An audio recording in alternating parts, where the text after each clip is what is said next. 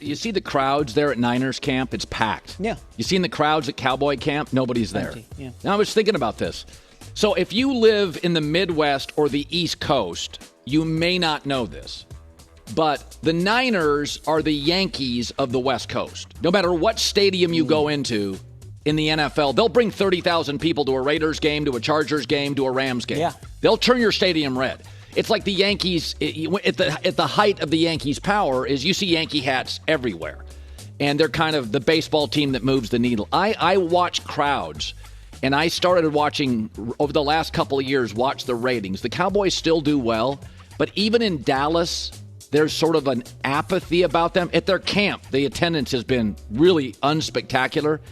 And I'm dead serious on this. I wonder if the Niners, they've been so good for so many years and so exciting and so star-studded, and we're a celebrity culture.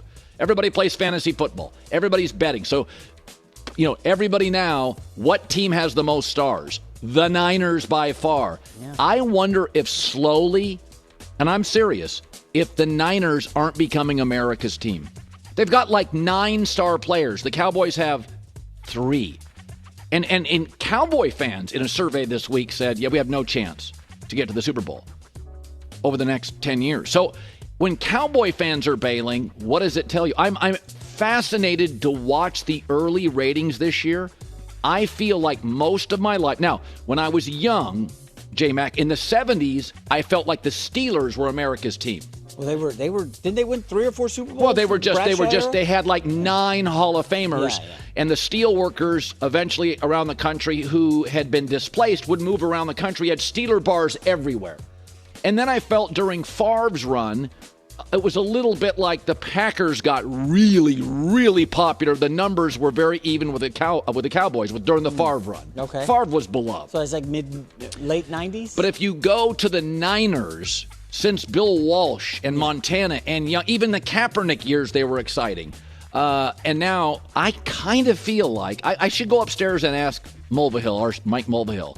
I wonder if the Niners aren't becoming, we've hit a Rubicon, that they're going to move past the Cowboys as the most popular national team. Well, it's possible. Listen, Niners-Jets week 1 is going to have a massive number. That's huge. When's the last Niner game that didn't get a massive number? Rodgers returning. And think how big the brand is. Their quarterback's their 8th best player. The quarterback's not a superstar. So whereas the Cowboys were led by Romo or Dak or Aikman. Oh, Romo? So you could led by Romo, but you can't say led by Purdy? Romo was wildly popular and polarizing. Yeah, tell me how many times he finished top 3 in the MVP voting. Why is he at CBS doing the games? Well, what does that mean? He's popular. That doesn't mean a good quarterback. He was a B+ quarterback. So what's Purdy? A B quarterback. Oh, stop. That's insane. But by the way, Purdy makes a great point about, hey, I'm going to toss interceptions in camp. Who cares? This is when you're time to experiment. That's Can right. I fit it in this window? That's right. I know people are going overboard trying to bash Purdy. But we're not. First of all, making fun of his camp interceptions. This show is not that serious. I agree. We a little tongue-in-cheek on the show. That being said, we both like to pick our favorites, and it's clear Purdy's not one of your favorites, and he has become one of mine as I'm a champion for the underdog. You, the coastal elite, you like your superstars. Patrick Mahomes, he's so good. Yeah, kind of. Yeah. He really is. I'll champion the underdog.